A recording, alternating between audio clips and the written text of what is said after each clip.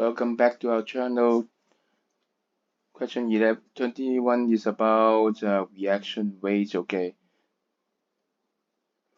the balance reading is here. So at first it is set 0, so it disappears.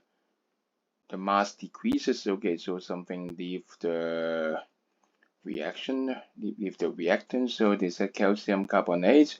We have a hydrochloric acid. Remember, carbon dioxide will be released. Okay, so at first, which one is excess? Okay, calcium carbonate is the solid is excess. Okay, before we have 100 cm cube of hydrochloric acid, then we have the curve one. Okay, remember, always remember which one is the original.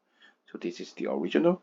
And then now what happened? They have just one change. Okay, fair test. Okay, they changed the volume of hydrochloric acid become 50 cm cube, so maybe less hydrochloric acid here. Okay, less hydrochloric acid. Okay, so what will happen to the thing? Okay, so it is halved. Okay, and it is the limiting reactants, right?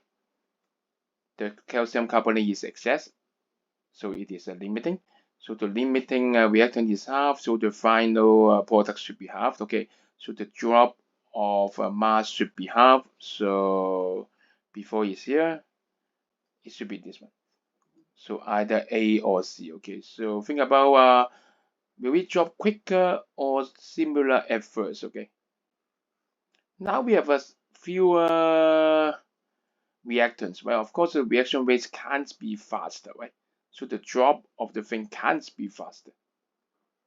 And it should be similar because the other reactant is a solid, right? Even over here, a little bit is still fully immersed, okay?